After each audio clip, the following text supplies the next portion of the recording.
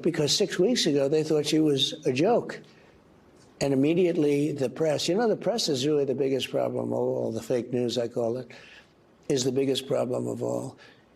Because they immediately went from her being a joke, not qualified, she'll be terrible, and she's the worst vice president in history, to all of a sudden, she's wonderful.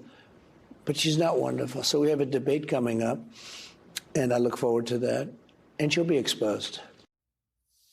I guess we will see. Joining me now, our Sound Off panel, April Ryan, the April Ryan, senior White House correspondent and Washington bureau chief of The Grio. You always have to put "the" in front of her. She's also an MSNBC contributor and author of Black Woman Will Save the World, an Anthem.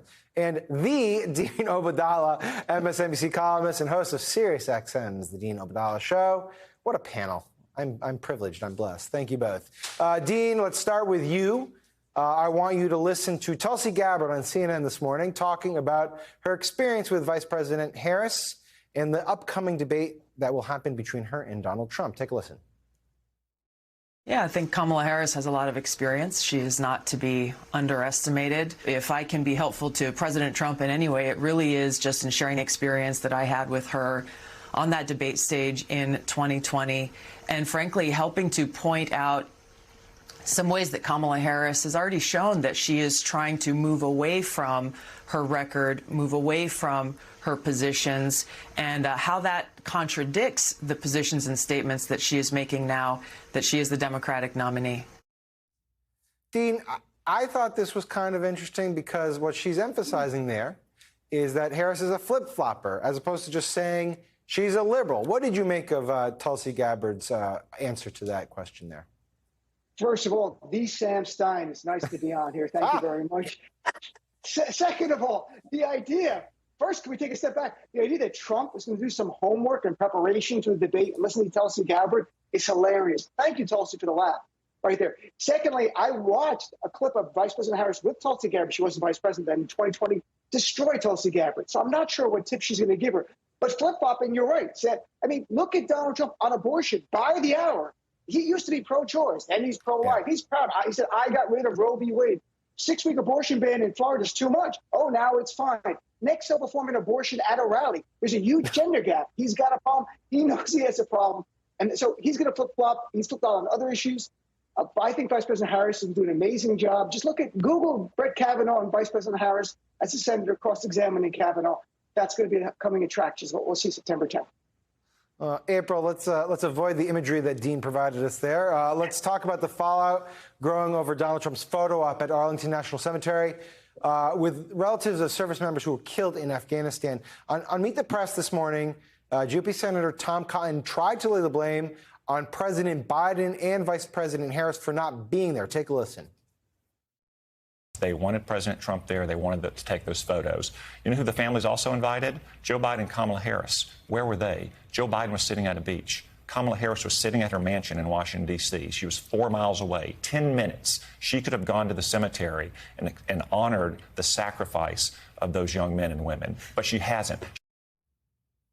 A mansion being the vice president's residence in this case.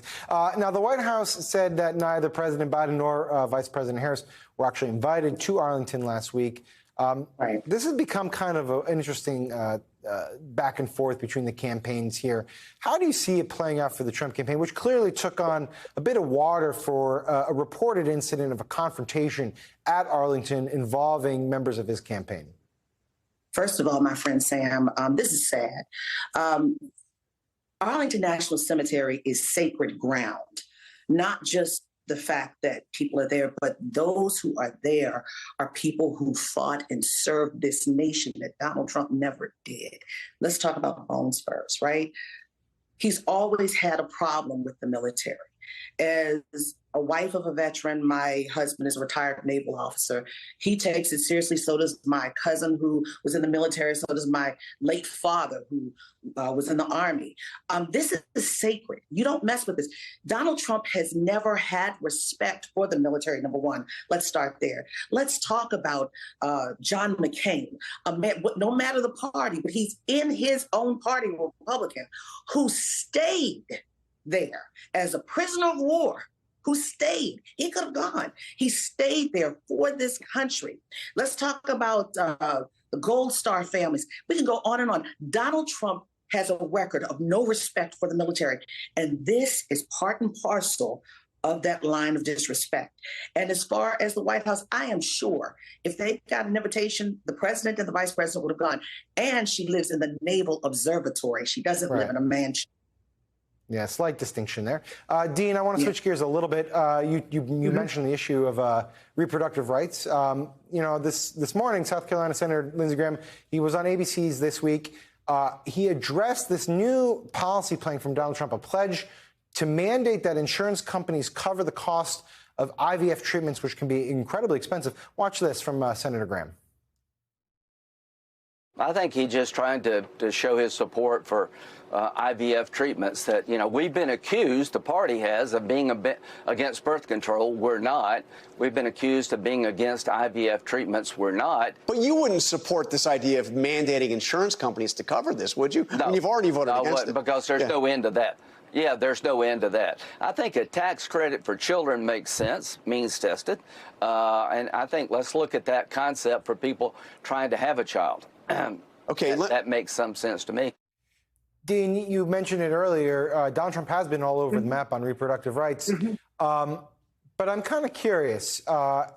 Will voters find these efforts to support the costs, covering costs of IVF treatments, persuasive? I mean, would they look up and say, well, maybe he's making a genuine move to the middle on this stuff?